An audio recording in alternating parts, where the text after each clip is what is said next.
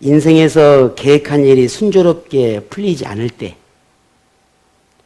생각지도 못한 좋지 않은 일을 만날 때, 좌절과 실패의 상황이 계속될 때, 고통스럽게 생각되는 일들이 엎친 데 겹친 격이 되어질 때, 불행한 일이나 재앙이라고 생각되는 일들이 계속 경험되어질 때 가장 먼저 어떤 생각이 들까? 여러분 이러면 어떤 생각이 먼저 들겠습니까? 정말 숨도 제대로 쉴 수 없을 만큼의 정말 왜 이렇게 내게는 이렇게 어렵고 힘든 일들이 이렇게 계속되는 걸까? 내 인생이 왜 이렇게 풀리지 않을까라고 하는 그런 고민과 그런 걱정들이 계속 우리 삶에 일어날 때 여러분 가장 먼저 어떤 생각이 들으십니까? 보통의 사람이라면 내가 지금 이런 상황이나 혹은 이런 환경들이 에 대해서 고민하고 혹은 내 시기와 혹은 내 인생에 참 운이 되게 안 좋구나. 운을 이야기를 할 것입니다. 혹은 그런 사람들, 그런 모습을 어떤 사람들은 저 사람은 도대체 얼마나 죄가 많으면 저 사람은 얼마나 못되고 악했으면 하늘이 저렇게 복을 주기보다는 오히려 저 사람이 하늘이 저렇게 분노하는 게 아닌가라고 정죄하는 그런 경우도 있어요. 죄가 많아서 그럴만 하니까 하나님이 진노해서 아니면 하늘의 신이 진노해서 저런가 보다. 그렇게 막 정죄하듯이 이야기하는 사람들도 있습니다. 자신에게 그런 똑같은 불행한 일이 닥쳐도 그런 이야기를 할 수 있을까?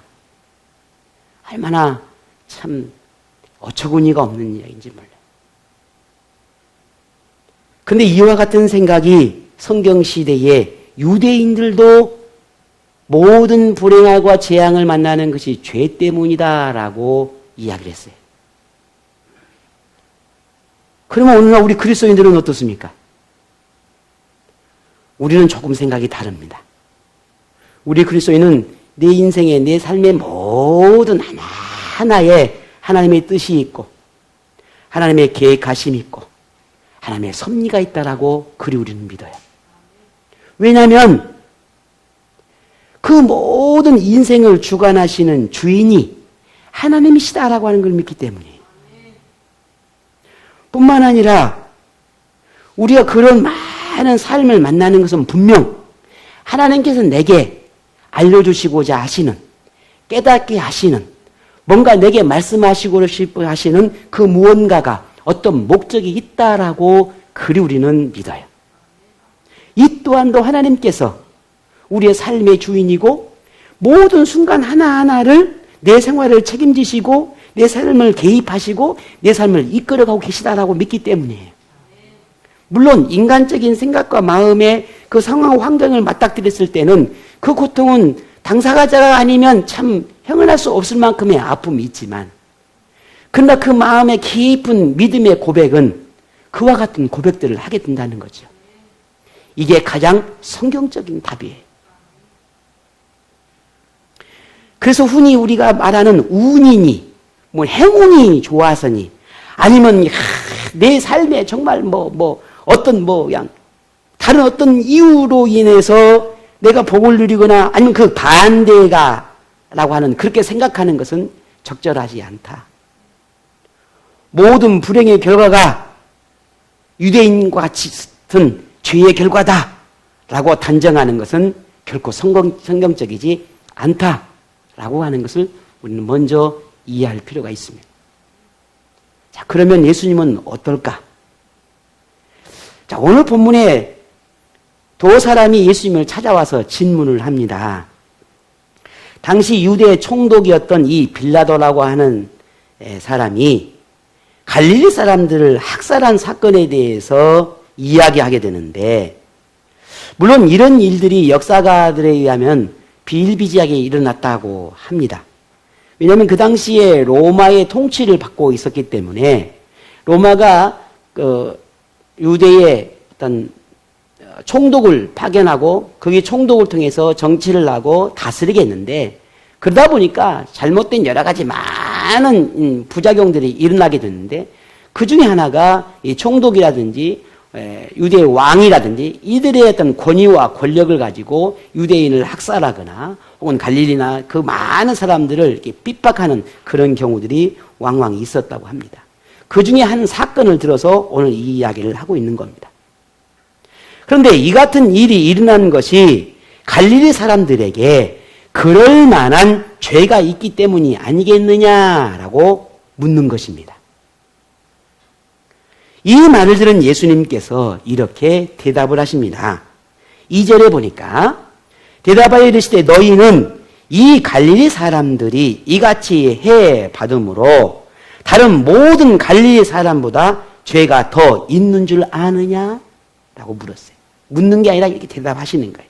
이 말은 빌라도에게 학살을 당한 사람들이 다른 갈릴리 사람보다 더 죄가 많아서 그런 불행한 일을 당하는 것이 아니다 라는 겁니다. 그들이 그런 어처구니 없는 일을 당한 것은 죄 때문이 아니다 라고 결론하신 거예요. 그러면서 한 가지 더 예를 들게 되는데 그게 본문 4절에 우리 한번 같이 읽어볼까요? 또 실로암에서 망대가 무너져 치어 죽은 18사람이 예루살렘에 거한 다른 모든 사람보다 죄가 더 있는 줄 아느냐. 아멘. 자, 실로암은 예루살렘에 물을 공급해주는 저수지를 지칭합니다. 당시 이 빌라도에 의해서 이 실로암과 예루살렘의 수로가 이렇게 개설되어 있었는데 이 수로를 보수하는 작업들이 있었다고 합니다. 역사적인 사건 속에서. 근데 이 보수하는 과정에서 망대가 세워져 있는데 이 망대가 그냥 높이 이렇게 세워서 보초를 보는 뭔가 이렇게 뭐 보초란 게 좀 이상하네요. 뭐라 그러죠, 그거를? 감시하는 뭐 이런 망대를 하죠. 그런 곳이 있는 그게 무너져서 많은 사람들이 다치게 되었던 일이 있었던 것 같습니다. 그래서 오늘 죽은 사람이 18사람이 되었다라고 말을 하는데, 근데 역시도 이 사건을 두고 그렇게 떨어져 죽은 사람 역시도 자신의 죄가 있기 때문이다. 그 죄값이다. 라고 이야기를 한다는 겁니다. 그러나 예수님 또한 이것도 아니다. 그렇지 않다. 라고 말하고 있습니다. 자, 예수님이 이렇게 유대인의 잘못된 생각을 부정하고 그리고 그들의 생각을 바로잡기 위해서 교훈하고 싶어 하는 것은 뭘까? 우리는 이 본문을 통해서 우리는 그것을 찾아내야 합니다. 그것은 죄를 대하는 태도입니다. 불행한 일의 결과가 죄 때문이 아니고 내가 재앙을 만나는 것이 죄 때문이 아니고 내 죄값 때문이 아니라는 거예요.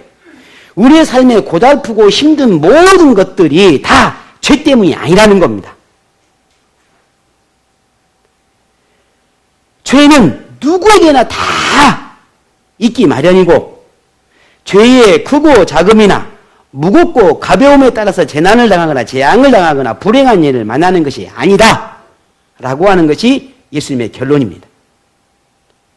유대인이 정말 너희들이 알아야 할 것은 너희들 자신뿐만 아니라 누구라도 죄인이다 라고 하는 것을 인정하라는 거예요. 너는 죄인이야. 자신은 다른 어떤 사람보다 조금 죄가 적다 라고 생각하는 그런 편견이나 오만함이나 교만함들을 벗어버리고 너희 죄를 회개해야 된다 라고 말씀하고 있습니다. 그래서 오늘 본문 5절에 우리 조금 읽었지만 너희에게 이르니 아니라 너희도 만일 회개하지 않으면 다 이와 같이 어떻게 하리라? 망하리라 라고 말씀하셨어요. 회개하지 않으면이라는 단서를 말씀하셨어요. 죄 때문에 너희들이 생각하는 그 죄 때문에 이들이 이런 고통을 당하는 것이 아니라 오히려 너희도 죄를 가지고 있고 그 죄를 회개해야 한다라고 말씀하셨어요. 당장 자신에게 어떤 큰 일이 일어나지 않았다고 죄가 없다고 생각하고 죄가 없으니 회개할 일도 없고 회개할 일도 없으니 자신은 완벽하고 자신은 완벽하니 하나님의 구원은 이미 받은 것이라고 확신하는 그러면 이 유대인들의 어리석음이 우리 예수님께서 지금 지적하고 있는 겁니다. 그래서 예수님은 너희가 회개하지 않으면 망할 것이다 라고 경고하는 겁니다. 그리고 이어 죄를 회개하는 것이 왜 이렇게 중요한지, 왜 너희가 죄를 회개해야 되는지 그 이유, 그러면 죄를 회개한 사람의 삶은, 그들의 모습은 어떠한지에 대한 이야기를 이제 무화과 나무, 열매를 맺지 못한 않는 무화과 나무의 비유를 통해서 이와 같은 교훈들을 이어가십니다. 자, 오늘 본문 그 다음에 나오는 이 비유를 잠깐 요약해 보면 이런 말씀이죠. 하나의 포도원 주인이 있었는데 거기에 무화과 나무를 심어 놨습니다. 그리고 3년 동안이나 이 무화과 나무를 이렇게 관리를 하면서 매번 가서 무화과 나무를 얻으려 했어요. 근데 무화과 열매가 없어요. 3년 동안이나 그렇게 가꿨는데. 그래서 포도원지기를 불러서, 야, 저 무화과 나무가 열매를 맺지 않으니까 파내버리라. 땅만 다 돌에 펴지고 못 쓰겠다. 파내버려. 라고 말을 했어요. 그런데 이 포도원지기가, 아이고 주인님 그러지 말고 어릴 년 한 번 더 두시죠. 제가 좀 더 거름도 주고 잘 관리해서 좀 열매를 맺혀보도록 좀 그렇게 제가 올해 한 번 더 관리해 보겠습니다. 그 다음에 열매를 맺으면 얼마나 좋겠습니까? 그런데 만약에 열매를 맺지 못하면 그때 우리 파내십시다. 라고 이제 주인에게 제안을 하는 겁니다. 이게 오늘 본문의 비유예요. 이 비유에서 예수님이 강조하고 싶어 하는 것이 뭘까?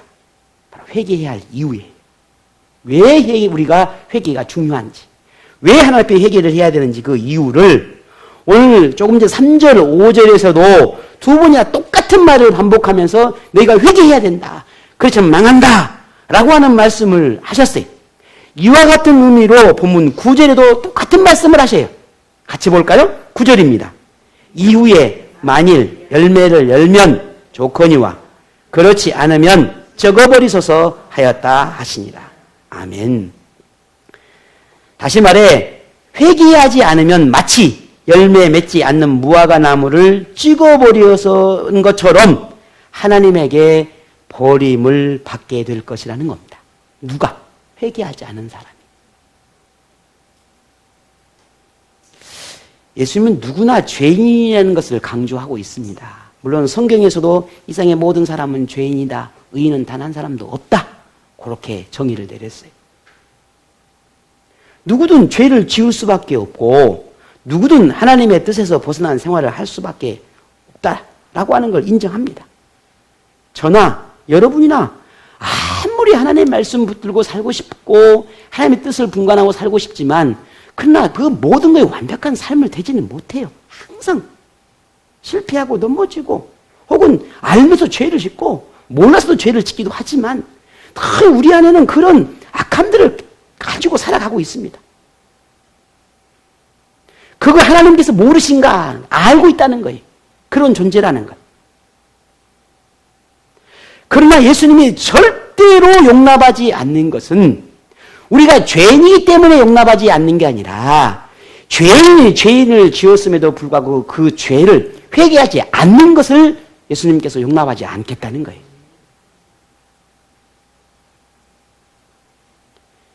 그래서 회개하지 않는 결과는 하나님의 심판뿐이다 라고 경고하는 겁니다.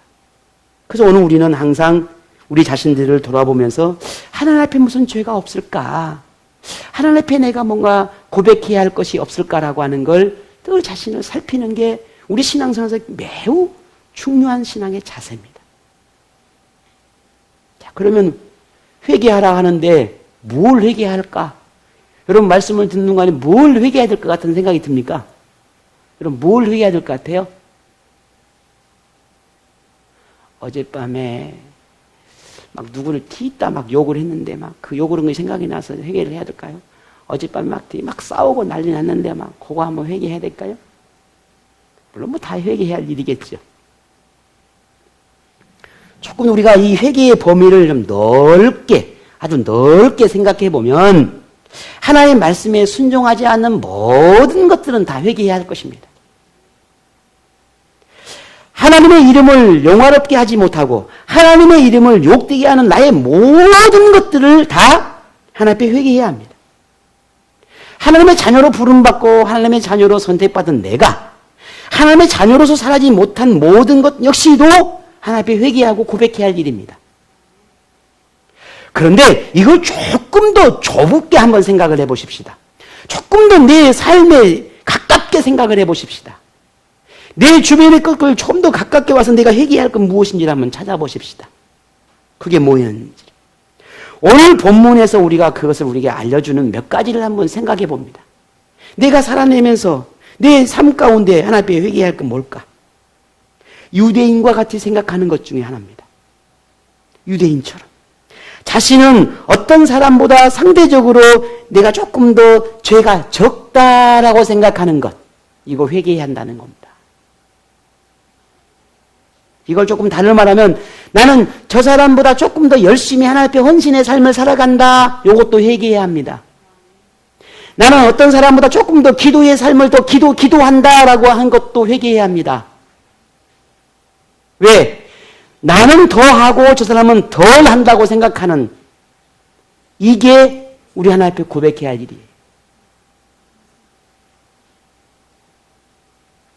나는 하나님 앞에 이렇게 삶을 살아내는데 저 사람은 조금 더 왜 그렇게 살아내지 못할까라고 하는 것, 이 또한도 회개해야 할 일이에요.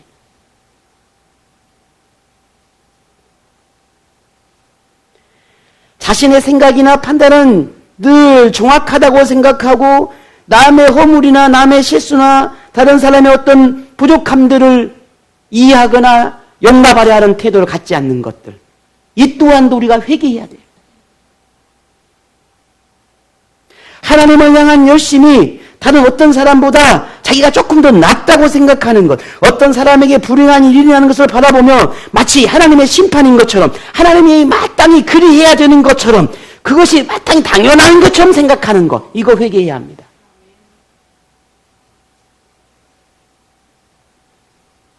하나님 앞에 회개해야 한다라고 하는 것을 우리 자신에게 영적인 감각 속에서 그걸 느끼고 있으면서도 불구하고 회개하지 않는 것, 이거 회개해야 합니다.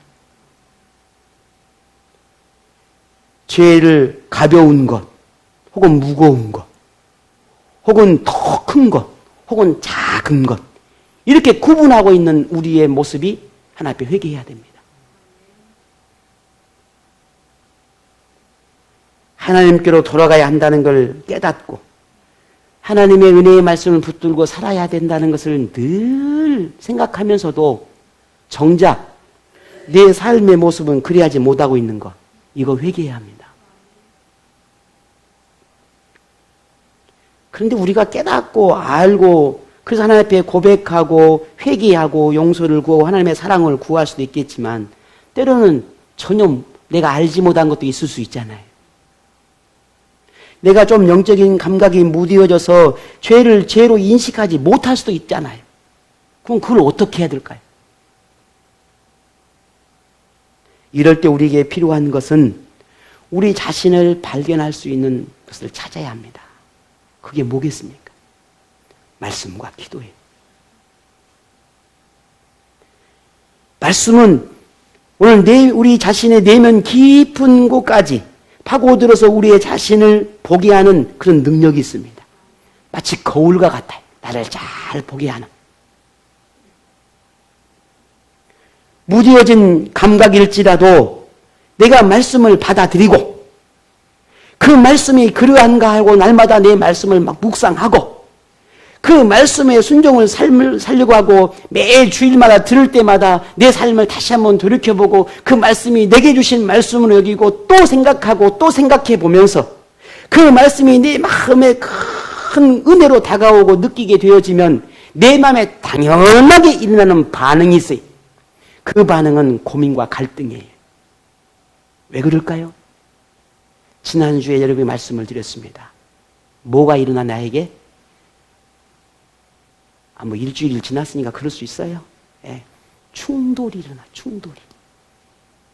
내 안에 충돌이 일어나는 거예요. 왜? 하나님의 거룩한 말씀이 내 안에 찾아오고 내 깊이 들어오니 갈등이 일어나고 내게 고민이 일어나는 거예요. 왜? 내가 그리 하지 못했거든. 뻔히 내가 알고 있음에도 불구하고 여러 가지 이유로 인해서 그리 하지 못했어. 근데 또 나를 발견하게 하니 나이가 충돌이 일어날 수밖에 없는 거예요. 그 충돌 속에서 갈등이 일어나고 고민이 일어나는 것은 당연한 것입니다. 오히려 이게 일어나지 않는 게 이상한 거예요. 그런 우리의 고민과 갈등이 일어나고 또 그 말씀을 붙드니 결단케 하는 깨달음을 내게 주기도 하고 또 말씀을 붙드니 내 자신을 돌아보게 하는 그런 기회를 여기는 내 삶을 조금 더 변화를 다짐하게 되는 그 기회를 내게 준다는 겁니다. 이게 말씀을 붙드는 사람의 모습이에요. 그리고 해서 말씀은 우리 삶에 매우 중요하다는 겁니다. 또 하나 뭐라 말씀드렸습니까? 기도라 했습니다. 기도는 이런 나의 마음의 고민과 갈등과 혹은 충돌이 일어난 것들 혹은 내 마음속에 수많은 깨달은 이 모든 것들을 변화를 하고 싶고 뭔가 결단하고 싶은 나의 의지와 생각들 이 모든 것들을 더 나를 강하게 만들어요. 그게 기도예요.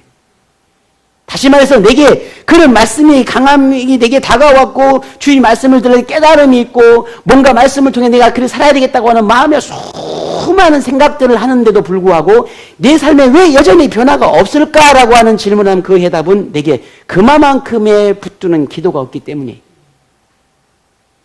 나를 더 에너지화, 내 삶을 더 에너지화 시키는 것은 기도 외에는 답이 없어요. 1000시간, 10,000시간, 365일 기도한다고 해서 그게 해결되는 게 아니에요. 우리는 기도의 시간이 많아지면 될 거라고 생각하지만 절대 그렇지 않습니다. 단 한마디 하나님의 기도할지라도 그 기도가 정직함과 진실함의 기도가 일어나야 돼요. 우리에게는 이게 부족해요.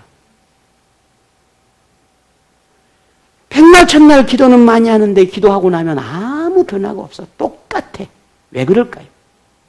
하나님 앞에 나의 정직한 기도가 있지 않기 때문에.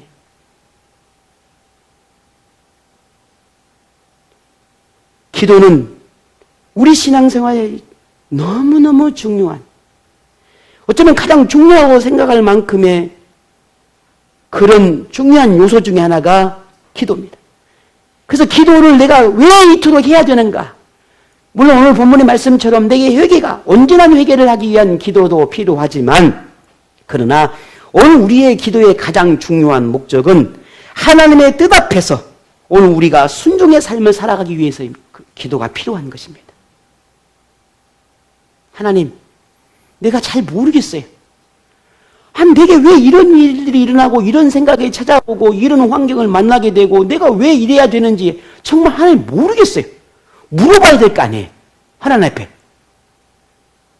물어보지 않고 이럴 거야 저럴 거야 이러겠지 이러니까 힘들겠지 저러니까 그러겠지 그건 내 생각이에요. 물어봐야 돼. 그 물어보는 게 뭐죠?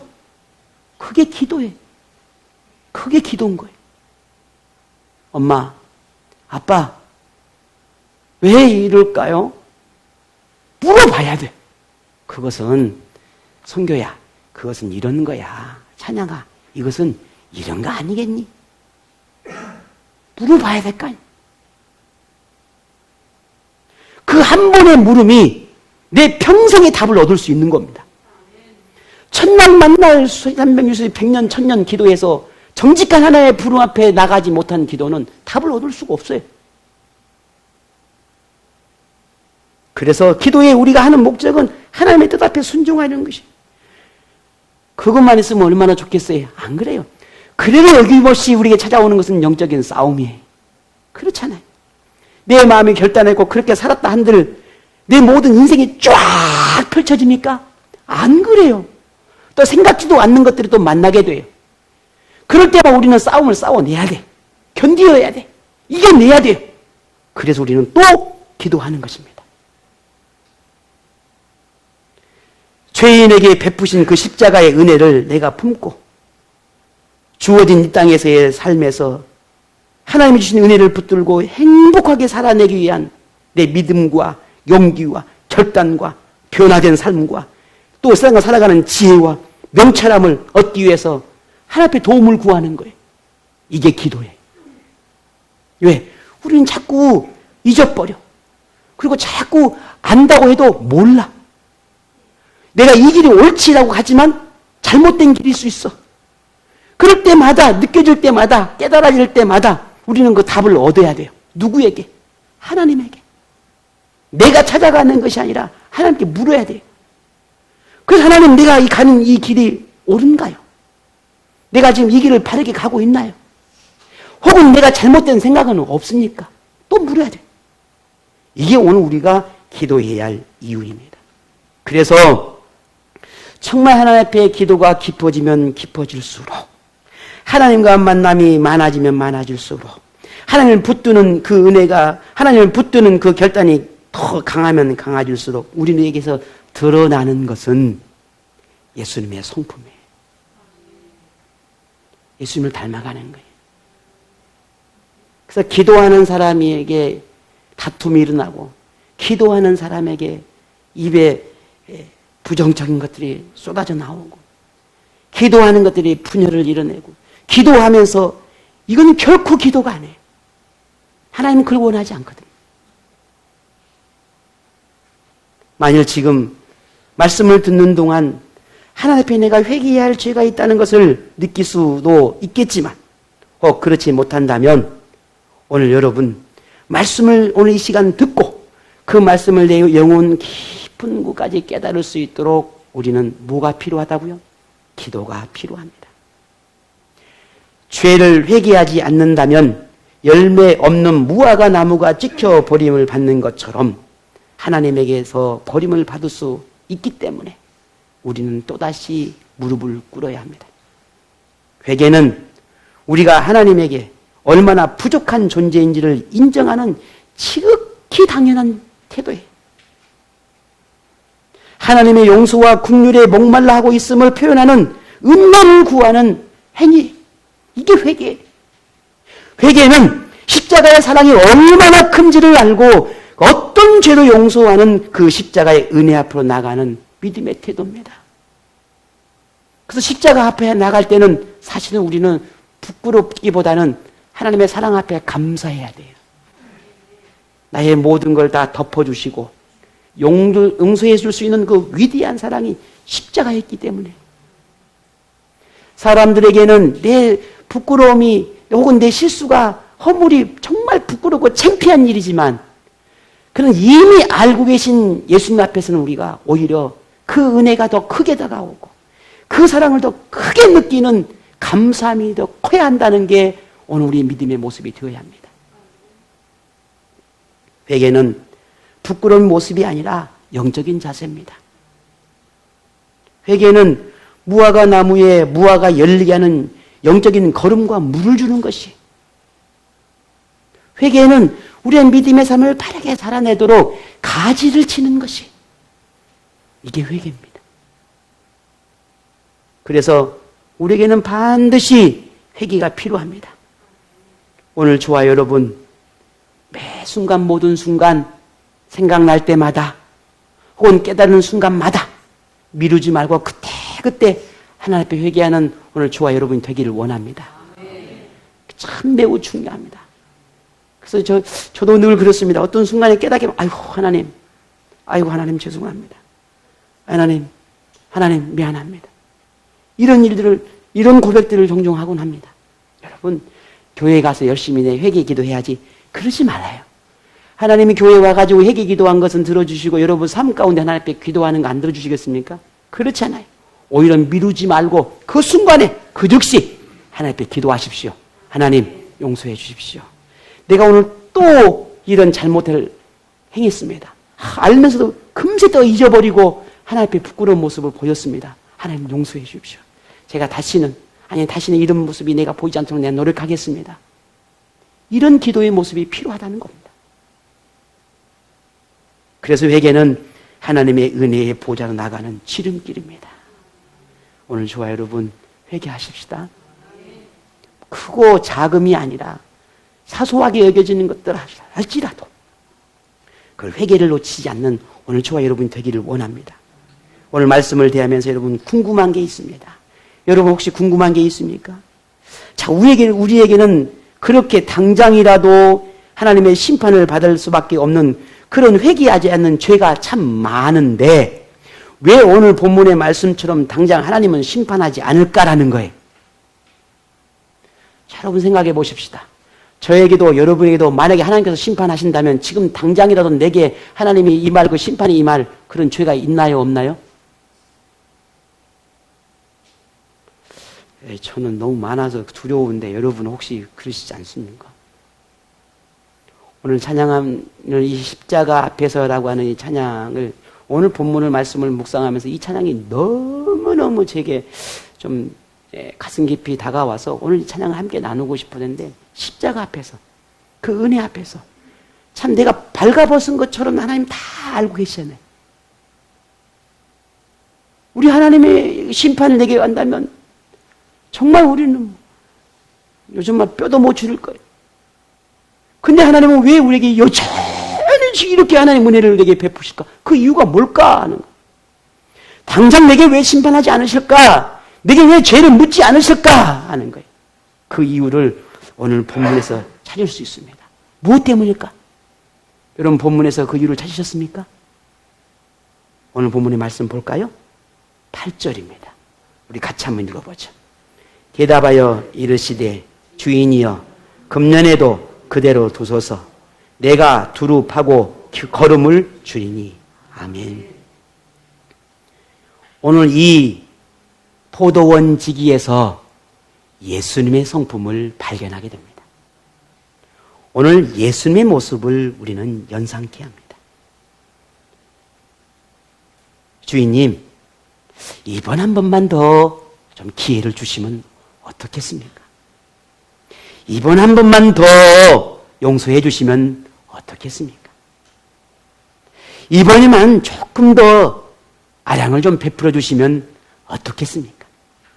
제가 잘 돌보고 살펴서 회개의 삶을 살아내도록 믿음의 삶을 살아내도록 하나님의 이름을 영화롭게 하도록 제가 잘 지도하고 은혜를 주어서 내가 잘 이끌어 보도록 하겠습니다. 그러니 하나님 이번 한 번만 좀 기회를 주시면 어떻겠습니까?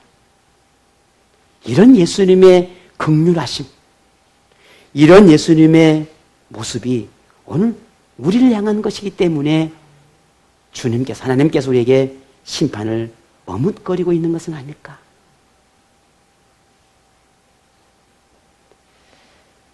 회개의 기회, 변화의 기회, 신앙의 열매를 맺는 그 기회를 주고 싶어서 지금 오늘 우리에게 이토록 기다리고 계시는 아버지 하나님의 모습을 생각하게 합니다.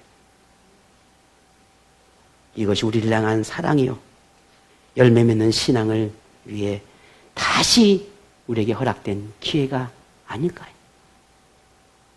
예수님은 우리가 열매 없는 그저 땅만 버리는 무화과 나무와 같은 존재가 되지 않기를 바라고 계십니다.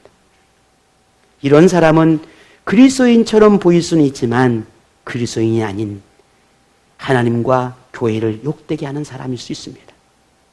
신앙에 열심은 있는 것 같지만 자신이 죄인이라는 것을 돌아보지 않으니 자신이 신앙의 기준이 되어 신앙의 연약함을 이해하지 않습니다.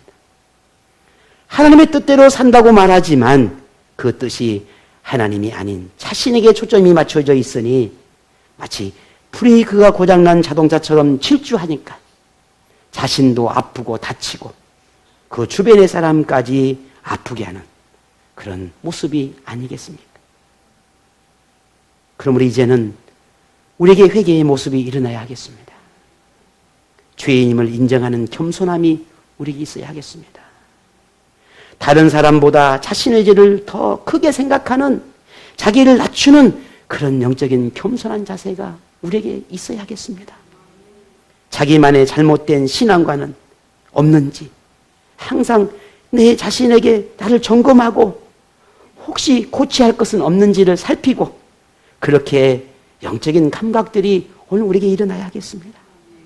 자기의 생각과 판단이 항상 옳은 것처럼 고집하고 아집을 부리는 그런 태도는 없는지, 혹여도 만약에 그런 모습이 있다면 우리는 버려야 하겠습니다.